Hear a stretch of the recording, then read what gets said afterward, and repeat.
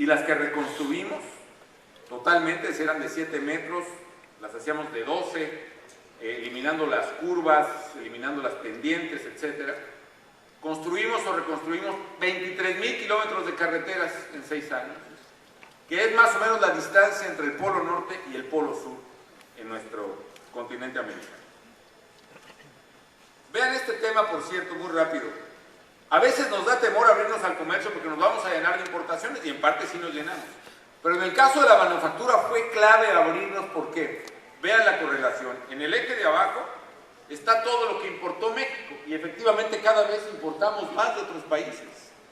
Pero en el eje vertical está todo lo que exportamos, y ya hay una correlación directa 1 a 1 entre el crecimiento de tu comercio por insumos con tu crecimiento de exportaciones. Luego, ¿cómo cambió la lógica de las exportaciones? Uno es, fíjense lo que exportábamos todavía en los 90, 52,000 millones de dólares. El año pasado exportamos 370,000 millones de dólares. Pero no solo eso, vean cómo se componen las exportaciones. En los 80s, México, país petrolero, etcétera, pues el 60% era petróleo, básicamente. Eran commodities, al final de cuentas. Hoy, siguiendo con petróleo, solo el 16% es petróleo. Todo lo demás, la gran mayoría, es productos, manufacturas básicamente. Bueno, otra cosa que hicimos, primero fue infraestructura. 2, desregular. Yo le dije a los secretarios en una reunión de gabinete, a ver, hay muchas reglitas aquí, vamos a hacer esto. Al 1 de octubre, era 2009, vamos a tener una reunión de gabinete y ustedes me van a tener que explicar cuáles son las leyes fundamentales de su área. A ver, secretario, ministro de Comercio, ¿cuáles son las leyes fundamentales para que funciones como ministro de Comercio? Pues no sé si la ley de competencia, el registro de la propiedad, el de comercio, obviamente el código. Yo decía, miren, de la que no se acuerden o no me sepan explicar para qué sirve, esa la vamos a borrar. Así que háganme, no lo digo para el ministro, sino lo dije a los míos, ¿no? Así que háganme su maleta de viaje, su maleta de mano, de las leyes que necesiten. Y efectivamente se pusieron a rascar en los ministerios, obviamente salieron catálogos grandes. Pero pasó que había mucha gente en las secretarías que le decía al secretario, a su vez, señor secretario, tenemos todas estas leyes que no sabemos para qué sirven. Y efectivamente en las burocracias, en los gobiernos, muchas veces intereses particulares van imponiendo regulación y lo van heredando como una costa al siguiente gobierno. Y ya uno no sabe ni para qué sirven. Entonces nosotros con eso borramos 16,000 reglas, que era más de la mitad de las reglas del gobierno federal en el año 2010, que estuvo más polémica, pero bueno, hicimos un concurso público. El concurso, abierto a toda la sociedad, se llamó ¿cuál es el trámite más inútil del gobierno federal? Y bueno, hubo, no cientos, miles de candidatos. Y la gente se burlaba de nosotros. Creo que al final ganó el procedimiento de una señora que para poder recibir una medicina muy especializada de una enfermedad que tenía en el Seguro Social, tenía que autorizarlo el subsecretario de Hacienda. O sea, tenía que subir al directorio y el directorio del Seguro Social, y como era un gasto que se salía de parámetros, entonces pasaba una burocracia infinita. Y con eso pudimos borrar muchas cosas. Otra, para abrir empresas. Para abrir una empresa en México, ¿qué tenías que hacer? Primero ir a la Secretaría de Relaciones Exteriores a pedir permiso. ¿Saben ustedes por qué? Seguramente no, yo tampoco sé que había que pedir permiso en relaciones, pero había que. Eso era la Constitución. Luego a ir a Hacienda a registrarse como contribuyente, y luego a Comercio, y luego a reglamentos, en fin. Los softwares, por ejemplo, las computadoras de la Secretaría de Hacienda no se hablaban, no se entendían con las del Seguro Social. Entonces lo que hicimos fue hacer un solo programa, una sola página en internet que se llama tuempresa.gov.mx, donde si antes hacías el trámite en más de 60 días, en 2 horas en la oficina del notario frente a la computadora podías hacer todos los trámites federales en línea para abrir una empresa. Y con eso redujimos de 58 días en promedio a 9 la apertura de empresas. Y 9 porque tienes que incorporar luego toda la carga local, que ojalá en México se siga para que todo se haga en línea local y federal. Fue las pymes. ¿Qué hicimos, amigas de mí? Antes teníamos un presupuesto chiquito para pymes, que se lo dábamos casi como a cucharada, ¿no? De sopa a cada quien, que le tocaba un pedacito. Decía, eso no alcanza para nada. Todo lo que hicimos fue dejar de dar la sopa en cucharadas. Hicimos un fondo, lo agrandamos un poquito, y entonces metimos nuestro fondo de pymes como colateral a la banca.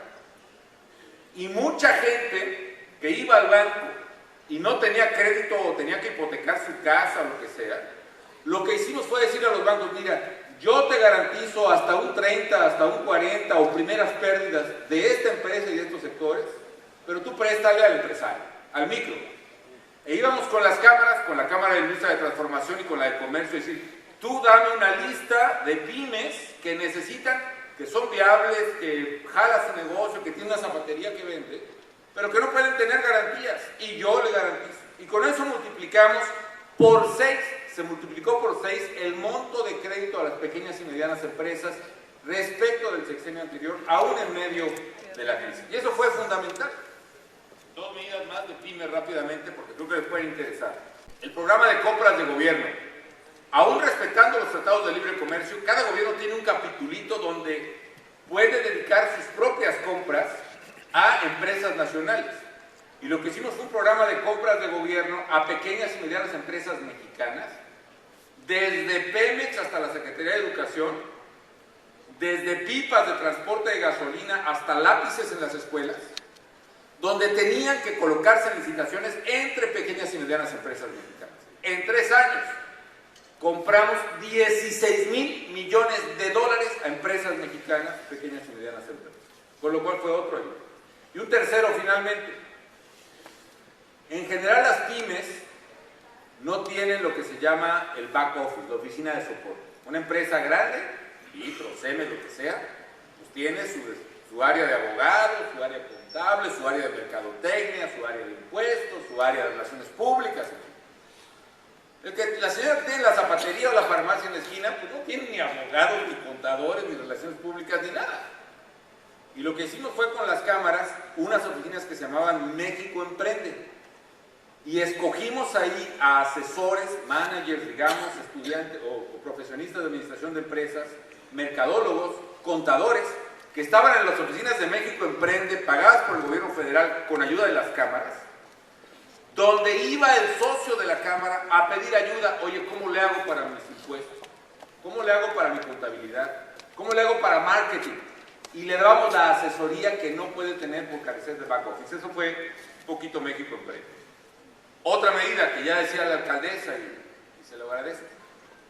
Invertir, sí, en lo físico, pero sobre todo en lo humano. Invertimos en la gente. Invertimos mucho en salud. Yo le decía a una persona que era el que preparaba el plan de gobierno en transición, el actual senador Ernesto Cordero, le decía, oye Ernesto, ¿cómo le podemos hacer para alcanzar cobertura universal de salud? Y el presidente es imposible. ¿Pero por qué? Pues mire, tendríamos que multiplicar por 4, por 5 todo el presupuesto del Seguro Popular, por ejemplo. Y eso implica, a ver, ¿qué implica? No, pues tendríamos que dar la torre a muchos programas. Pues vamos escogiendo cuáles. Pero vamos poniendo prioridades. Y la prioridad del gobierno va a ser, obviamente, Estado de Derecho, salud, vamos poniendo esas prioridades hasta arriba y ya los programas que no alcancen atrás, pues ni modo, 4 días. Entonces multiplicamos al final del sexenio por 6 el presupuesto para Seguro Popular. Cuando entramos había 60 millones de mexicanos cubiertos con algún sistema de protección en salud a nivel nacional, de los 112 que salió del censo de 2010. Al terminar le dimos seguro popular, le dimos algún seguro médico a 106 millones de mexicanos. Pero además no solo expandimos el Seguro Popular, sino que hicimos una infraestructura pues, colosal, diría yo. 1,200 hospitales o clínicas nuevas en el país. Y remodelamos más de 2,000 otras que ya estaban en México. Desde clínicas chiquitas de emergencias y 3 camas, etcétera, hasta hospitales de 400 camas. Con lo cual se puede prestar el servicio y con el Seguro Popular pagamos el costo del servicio. 40,000 enfermeras, por ejemplo, y 23,000 médicos, del tamaño del esfuerzo de crecimiento del sector salud. Y con unas cosas muy padres, como decimos los mexicanos, que es, por ejemplo, hubo un gran debate, porque el Seguro Popular funciona a partir de un cuadro básico de medicinas, las comunes que atienden la gente, pero le fuimos agregando enfermedades y padecimientos. Por ejemplo, un día le agregamos todos los cánceres para todos los niños. Es decir, hasta los 18 años de edad, todos los mexicanos van a ser tratados gratuitamente de cualquier cáncer. Y fue una polémica enorme porque implicaba mucho dinero. Pero miren cómo son las cosas. Antes de eso, niños con leucemia, por ejemplo, se morían 7 de cada 10. Después de eso, ahorita, niños con leucemia sobreviven 7 de cada 10. Totalmente al revés. Lo cual te cambia la vida de la gente. Otra, invertir en capital es invertir en la gente y también es invertir en educación. Todo lo que hicimos fue meterle, por ejemplo, mucho a preparatorias y a universidades. Hicimos 140 universidades nuevas, gratuitas, públicas. La mayoría de ellas universidades tecnológicas. Muy sencillas, algunas no tienen cancha de fútbol y no tienen... Son los salones, los laboratorios, los maestros y vámonos. Hoy vean este dato que además nos pegó durísimo en la competitividad del país. Hoy México está graduando 90,000 ingenieras e ingenieros cada año. 90,000. Más ingenieros que en Alemania, más ingenieros que en Brasil, más que en Canadá, más que en Gran Bretaña. Y si ustedes agregan los técnicos, no los que alcanzan el grado de ingeniería, los técnicos, son 130,000 por año. Esto es clave, amigas y amigos. ¿Saben por qué? Porque las empresas globales, contra lo que se piensa comúnmente, no andan buscando salarios baratos. Obviamente buscan oportunidades laborales. Pero no es el tema. Si fuera eso, se irían no solo a China e India, que fueron a buscar durante muchas décadas. Vienen aquí también, aquí o en muchos lugares nuestros, África. No, el tema es dónde encuentran la gente que necesita para hacer sus productos. Y en México encontraron chavos muy talentosos, muy abusados y muy bien preparados. Ingenieras de 21 o 22 años que pueden mantener la línea de producción sin fallas. Jóvenes que a los 25 años que pueden sostener la calidad de un complejo enorme, por ejemplo, en materia automotriz. Y les fuimos buscando su nicho. Por ejemplo, un amigo mío que había sido gobernador de Querétaro, lo criticaron muchísimo porque dicen que hizo un aeropuerto que no servía para nada.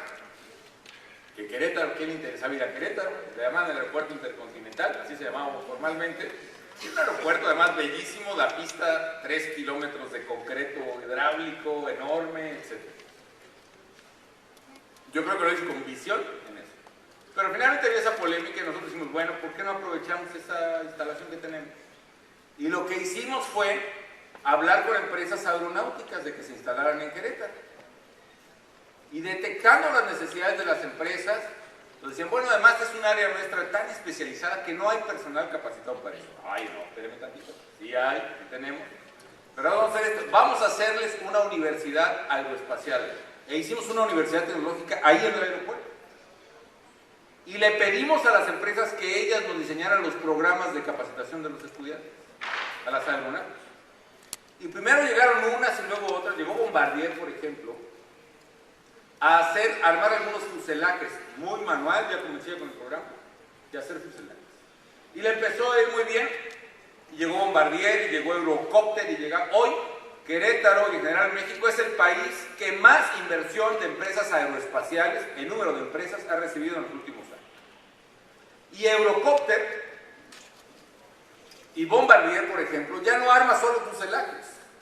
Está a punto, a pocos años, de sacar ya el primer avión completamente armado en México. Y no solo eso, se instaló, por ejemplo, General Electric, también tímidamente al principio, y hoy tiene un laboratorio de diseño y de investigación, y hoy egresados de la Universidad Aeroespacial de Querétaro están diseñando el nuevo motor del Airbus 380 del avión más grande del mundo. De tal manera que ya no es ponerle tornillos al avión, es diseñar el motor. Con lo cual le dimos un valor agregado enorme a la competitividad de lo espacial en el país.